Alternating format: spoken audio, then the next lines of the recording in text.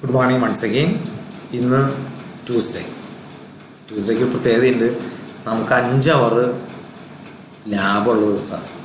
ആദ്യം നമുക്കത് S5 organic ലാബും S6 അത് ഇനോർഗാനിക് 2 എന്ന് പറയുന്ന ഒരു ലാബും കൂടിയാണ്. അതായത് കളറിമെട്രി, ഗ്രാവിമെട്രി ഇത് വരും. അപ്പോൾ നമുക്ക് S5 വർക്കുകൾ ആലോചിക്കുമ്പോൾ ഓർഗാനിക് അനാലിസിസ് ആണ്, ക്വാളിറ്റേറ്റീവ് അനാലിസിസ് ആൻഡ് പ്രിപ്പറേഷൻസ് ആണ് നമുക്ക് ചെയ്യാനുള്ളത്. ഈ ഓൺലൈൻ ക്ലാസ്സിൽ പ്രാക്ടിക്കൽ ക്ലാസ്സുകൾക്ക് വളരെ ബുദ്ധിമുട്ടാണ്. എന്നാലും ഓർഗാനിക് അനാലിസിസിൻ്റെ ഒരു ആദ്യ പാർട്ട് എന്നുള്ള രീതിയിൽ ആദ്യ പാർട്ടിൽ നമുക്ക് ചെയ്യേണ്ടത് അനാലിസിസ് പഠിക്കലാണ്. എന്നിട്ട് അതിൻ്റെ കെമിസ്ട്രി ഒക്കെ ഒന്ന് പഠിക്കണം. അനാലിസിസ് നിങ്ങൾ ഡെമോൺസ്ട്രേറ്റ് ചെയ്ത് വരണം. അത് കൃത്യമായ ഡെമോൺസ്ട്രേഷൻ വരണമെങ്കിൽ ലാബിൽ വരണം. നിങ്ങൾ ലാബിൽ ഞാൻ ഓരോ അനാലിസിസ് എങ്ങനെ ചെയ്യുന്നു നിങ്ങളെ കാണിച്ചു തരാം. അപ്പോൾ തൽക്കാലം അതിൻ്റെ ഒരു ഇൻട്രൊഡക്ഷൻ തരാൻ വേണ്ടി ഒരു 5 മിനിറ്റ് വേണ്ടി ഞാൻ ഉപയോഗപ്പെടുത്തുന്നു. ബാക്കി നിങ്ങൾക്ക് തിയറി ക്ലാസ് ആയിരിക്കും. അപ്പോൾ അടുത്ത ലാബ് വരുമ്പോഴേക്കും നിങ്ങൾ കുറച്ച് തിയറികൾ അനാലിസിസ് നിങ്ങൾ പഠിക്കണം. അപ്പോൾ നമുക്ക് കെമിസ്ട്രി പറഞ്ഞാൽ നിങ്ങൾക്ക് മനസ്സിലാവും. അപ്പോഴേക്കും അതിൻ്റെ പ്രസൻറ്റേഷനൊക്കെ റെഡിയാക്കാം. തൽക്കാലം എൻ്റെ സ്കീം ഓഫ് അനാലിസിസ് മാത്രമല്ല ഞാൻ പോസ്റ്റ് ചെയ്യാം. അപ്പോൾ നിങ്ങൾക്ക് പഠിക്കാൻ എളുപ്പമുണ്ടാവും.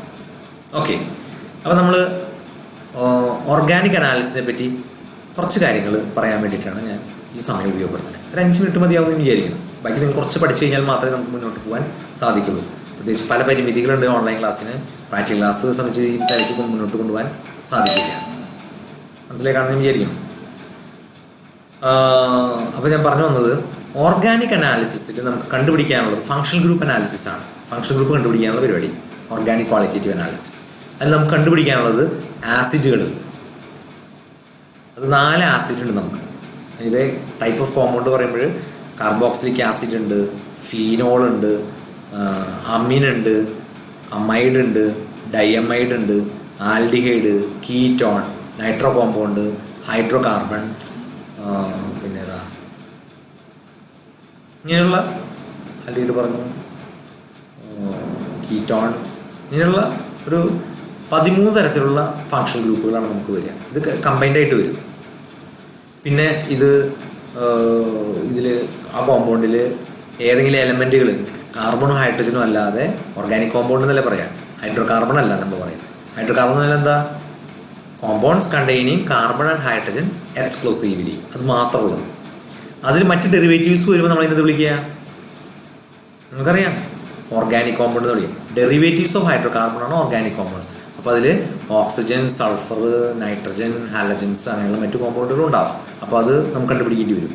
അപ്പം ഒരു അതർ എലമെൻ്റ് അനാലിസിസ് ആണ് അതിന് ലെസൈൻസ് ടെസ്റ്റ് എന്നാണ് പറയുക. ലെസൈൻസ് ടെസ്റ്റ് നമുക്കിവിടെ 3 ടെസ്റ്റ് ചെയ്യാറുള്ളൂ. നൈട്രജൻ, ഹലജനുകൾ, ക്ലോറൈഡ്, ബ്രോമൈഡ്, അയോഡൈഡ്, അങ്ങനെ 3 ഹലജൻസ്. പിന്നെ സൾഫർ ഉണ്ടോ? ഓക്സിജൻ്റെ അനാലിസിസ് നടത്താറില്ല. അതിൻ്റെ കാരണം എന്ന് പറഞ്ഞാൽ അറ്റ്മോസ്ഫിയർ കണ്ടീഷനിൽ നമ്മൾ ടെസ്റ്റ് നടത്തുമ്പോൾ ഓക്സിജൻ എവിടെ നിന്നെങ്കിലും അത് കയറി വരും. അപ്പോൾ നമ്മൾ ഓക്സിജൻ അനലൈസ് ചെയ്താൽ നടക്കില്ല, ഇമ്പ്യൂരിറ്റി വരും. അപ്പോൾ ഇത്രയും എലമെൻ്റ് അനാലിസിസ് ആണ് ചെയ്യാനുള്ളത്. അത് കഴിഞ്ഞു. ഇനി ഫങ്ഷൻ ഗ്രൂപ്പിൽ ഞാൻ ഓൾറെഡി പറഞ്ഞു കഴിഞ്ഞു. ഇനി കോമ്പൗണ്ട് അരോമാറ്റിക് ആണോ ആലിഫാറ്റിക് ആണോ എന്ന് കണ്ടെത്തേണ്ടി വരും. പിന്നെ സാച്ചുറേറ്റഡ് ആണോ അൺസാച്ചുറേറ്റഡ് ആണോ എന്ന് കണ്ടെത്തേണ്ടി വരും. അപ്പോൾ ഇതിനൊക്കെയുള്ള ടെസ്റ്റുകൾ ഒരു 4-5 തരത്തിലാണ് ഇതിനെ ക്ലാസിഫൈ ചെയ്തിട്ടുള്ളത് ടെസ്റ്റുകൾ. ഓർഗാനിക് ക്വാളിറ്റേറ്റീവ് അനാലിസിസ് 5 തരത്തിൽ. ആദ്യത്തേന് നമ്മൾ പറയും പ്രിലിമിനറി എക്സ്പീരിമെൻ്റ് എന്ന് പറയും. പ്രിലിമിനറി എക്സ്പീരിമെൻറ്റ്സ്. അതിന് കെമിക്കൽ ടെസ്റ്റ് ഒന്നുമില്ല. നമ്മൾ ജസ്റ്റ് നോക്കി കളറുണ്ടോ, സ്മെല്ലുണ്ടോ, കാണുന്ന എങ്ങനെ ഇരിക്കണേ, അപ്പിയറൻസ് എങ്ങനെ, ലിക്വിഡ് ആണോ സോളിഡ് ആണോ, അങ്ങനെയുള്ള കുറച്ച് കാര്യങ്ങൾ. അതിൻ്റെ സോലബിലിറ്റി, വെള്ളത്തെ ഡിസോൾവ് ചെയ്യുമോ, അങ്ങനെയുള്ള ഫിസിക്കലായ കുറച്ച് കാര്യങ്ങൾ പ്രിലിമിനറി എക്സാമിനേഷനോ പ്രിലിമിനറി ടെസ്റ്റ് എന്ന് പറയാം. അത് വലിയ കഥയൊന്നുമില്ല. എന്നാലും മോളിക്യൂൾ കോമ്പൗണ്ട് കാണുമ്പോൾ പെട്ടെന്ന് ഐഡൻറ്റിഫൈ ചെയ്യാൻ നമുക്കൊരു ഇൻഡിക്കേഷനൊക്കെ ആവും. ഇനി അടുത്തൊന്ന് ഡിറ്റക്ഷൻ ഓഫ് ഫങ്ഷൻ ഗ്രൂപ്പ്സ് അല്ലെങ്കിൽ ക്യാരക്ടറിസ്റ്റിക് ഗ്രൂപ്പ്സ് ഡിറ്റക്ഷൻ. അപ്പോൾ അതിൽ ആദ്യത്തെ പാർട്ട് വരുന്നത് എലമെൻറ്റ് ഡിറ്റക്ഷനാണ്. ഞാൻ നേരത്തെ പറഞ്ഞ ലെസൈൻസ് ടെസ്റ്റ് മനസ്സിലാക്കാണെന്ന് വിചാരിക്കണം. ലെസൈൻസ് ടെസ്റ്റ്. ഇനി അതിൽ രണ്ടാമത്തെ പാർട്ട് എന്ന് പറയുന്നത് ഈ സാച്ചുറേറ്റഡ് ആണോ അൺസാച്ചുറേറ്റഡ് കണ്ടെത്തുന്നതാണ്. പിന്നെ അതിൽ അടുത്തൊരു പാർട്ടാണ് അരോമാറ്റിക് ആണോ ആലിഫാറ്റിക് ആണോ എന്ന് കണ്ടെത്തണം. അപ്പോൾ നമ്മുടെ സൗകര്യത്തിന് ടെസ്റ്റ് ഇങ്ങനെയാണ്.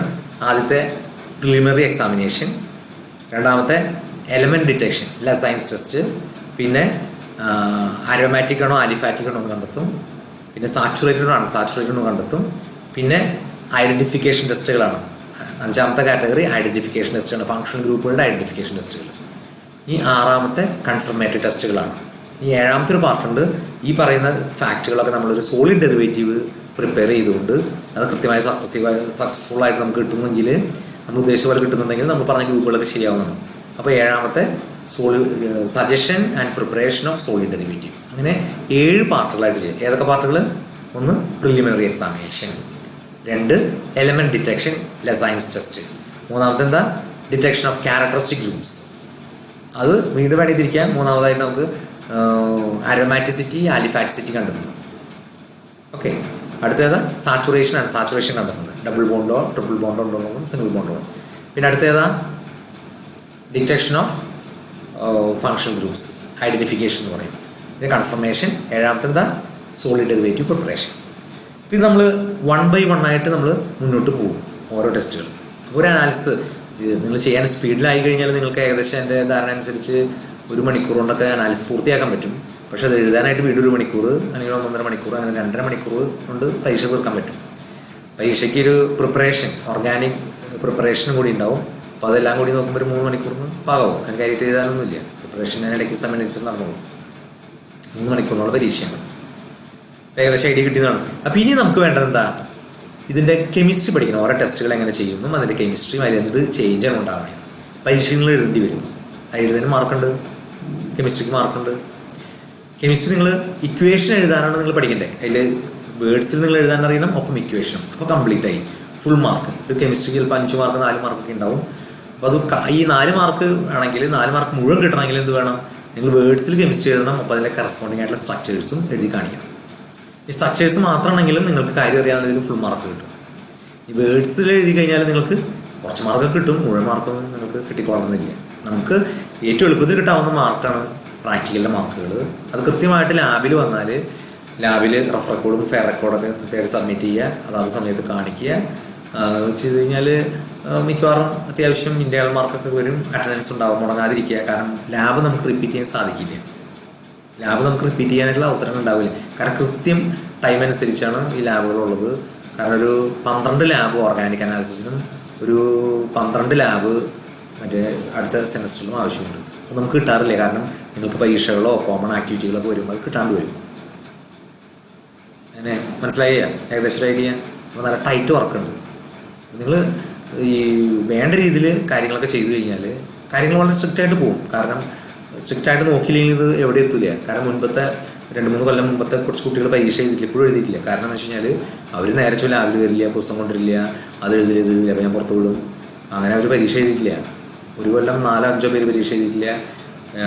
കഴിഞ്ഞ കൊല്ലം 2-3 പേര് പരീക്ഷ എഴുതിയിട്ടില്ല. ഈ കൊല്ലം ഞാൻ അപ്പോൾ ഇവർക്ക് ആ പ്രശ്നം ഉണ്ടാകുമെങ്കിൽ നല്ല സ്ട്രിക്റ്റായിട്ട് പിടിച്ചേർന്ന്. അതുകൊണ്ട് ഇത്തവണ ആർക്കും പ്രശ്നമില്ല, നല്ല മാർക്ക് കിട്ടും. ഇപ്പോൾ പരീക്ഷ ഇപ്പോൾ ഇന്ന് കഴിയും. മിക്കവാറും എല്ലാവർക്കും നല്ല മാർക്ക് കിട്ടും എന്നാണ് പ്രതീക്ഷ. വലിയ കുഴപ്പമില്ലാണ്ടൊക്കെ ചെയ്യുന്നുണ്ട് അവർ.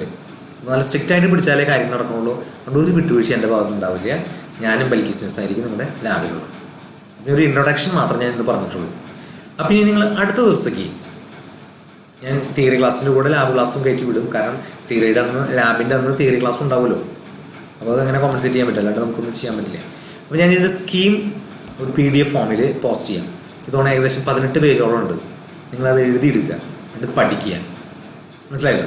എന്നിട്ട് ഞാൻ ഓരോ അരമണിക്കൂർ വീഡിയോ ക്ലാസ്സിൽ ഈ ചൊവ്വാഴ്ച ദിവസം നോക്കി ഒരു അരമണിക്കൂർ, ഏതെങ്കിലും 2 രാവിലെയും ഒരു അരമണിക്കൂർ, ഉച്ചയ്ക്ക് ഒരു അരമണിക്കൂർ ഓരോ അനാലിസിസും അതിൻ്റെ കെമിസ്ട്രിയും ഞാൻ നിങ്ങളെ പറഞ്ഞ് പഠിപ്പിക്കാം ഈ ലോക്ക്ഡൗൺ പീരീഡ് കഴിയുന്നവരെ. അപ്പോൾ നിങ്ങൾ ഇത് കഴിയുമ്പോഴേക്കും ഈ കോമ്പൗണ്ട് കിട്ടിയ ഉടനെ ടെസ്റ്റ് ചെയ്യാൻ തയ്യാറായിട്ട് റെഡി ആയിട്ട് നിൽക്കുന്നുണ്ടാവും. മനസ്സിലായില്ലേ? അപ്പോൾ നിങ്ങൾക്ക് കോമ്പൗണ്ട് കിട്ടിയ പിന്നെ എൻ്റെ ഒരു ഹെൽപ്പ് ഞാൻ നിങ്ങൾക്ക് കാണിച്ചു തരാൻ ചെയ്യുന്നത്. അപ്പോൾ നിങ്ങൾക്ക് വളരെ എളുപ്പത്തിൽ ചെയ്യാൻ പറ്റും. എന്നാൽ മാത്രമേ നമ്മൾ രക്ഷപ്പെടുള്ളൂ. ഓക്കെ, അപ്പോൾ ഈ അനാലിസിസ് ഞാൻ പോസ്റ്റ് ചെയ്യും. ആ അനാലിസിസ് നിങ്ങൾ എഴുതിയെടുക്കുക. എന്നിട്ടത് അടുത്ത ദിവസത്തേക്ക് നിങ്ങൾ ഐഡൻറ്റിഫിക്കേഷൻ ടെസ്റ്റുകൾ ഉണ്ട്. ഒരു 14 എണ്ണോ 16 എണ്ണം ഉണ്ട്. അതിൽ നിങ്ങൾക്ക് ഒഴിവാക്കാനുണ്ട്, ഞാൻ പറയാം. അത് ആ ടെസ്റ്റുകൾ ഐഡൻറ്റിഫിക്കേഷൻ ടെസ്റ്റുകൾ നിങ്ങൾ പഠിക്കുക. പ്രിലിമിനറി എക്സാമിനേഷനൊക്കെ ഞാൻ പിന്നെ അത് വലിയ കാര്യങ്ങളല്ല, ഇത് ചെയ്യാവുന്ന കാര്യങ്ങൾ വളരെ എളുപ്പമാണ്. അപ്പോൾ ഐഡൻറ്റിഫിക്കേഷൻ ടെസ്റ്റുകളൊക്കെ പഠിക്കുക, ഫങ്ഷൻ ഗ്രൂപ്പുകളുടെ. അത് പഠിച്ചു കഴിഞ്ഞിട്ട് ബാക്കി കാര്യങ്ങൾ ഞാൻ എക്സ്പ്ലെയിൻ ചെയ്യാം. തൽക്കാലം ഇന്ന് ഇത്രയും പോരെ, ഒരു 15 മിനിറ്റോ 10 മിനിറ്റോ ഒക്കെ ആയിട്ടുണ്ടാവും. Okay, thank you. ഇത് ലാബിൻ്റെ അവറുകൾ നമുക്ക് ഇങ്ങനെ ഉപയോഗപ്പെടുത്താനേ പറ്റുള്ളൂ. ഞാൻ കെമിസ്ട്രി എക്സ്പ്ലെയിൻ ചെയ്യും അതിൻ്റെ ചിലപ്പോൾ ഇന്ന് തന്നെ ഒരു ക്ലാസ് റൂമിൽ ഞാൻ പറ്റുകയാണെങ്കിൽ പോസ്റ്റ് ചെയ്യാം. കെമിസ്ട്രി കുറച്ച് ടെസ്റ്റുകളുടെ നിങ്ങൾക്ക് പഠിക്കാൻ എളുപ്പമുണ്ടാവും. ഒരു 14 ടെസ്റ്റ് മിനിമം ചെയ്യണമെന്ന് എനിക്ക് തോന്നുന്നത്. അത് ചെയ്ത് കഴിഞ്ഞാൽ ആനിവേഴ്സറി പിന്നെ കൺഫർമേഷൻ നിങ്ങൾക്ക് ഏത് ഗ്രൂപ്പാണ് കിട്ടുന്നത് അത് മാത്രം നിങ്ങൾക്ക് ചെയ്യേണ്ടി വരുള്ളൂ. പക്ഷെ പഠിക്കുമ്പോൾ എല്ലാം പഠിക്കേണ്ടി വരും. ഘട്ടം ഘട്ടമായിട്ട് പഠിക്കാൻ പറ്റുള്ളൂ. അതാണ് നിങ്ങൾക്ക് ഓർഗാനിക് അനാലിസിന് ആകെയുള്ള ബുദ്ധിമുട്ട്. ഇത് പഠിച്ചു കഴിഞ്ഞാൽ ഓർഗാനിക് അനാലിസിസ് വളരെ ഈസിയാണ്. പിന്നെ വേറെ ഒന്നും ചെയ്യാനില്ല. ഓക്കെ, എന്നാൽ നിർത്തട്ടെ. ഓക്കെ.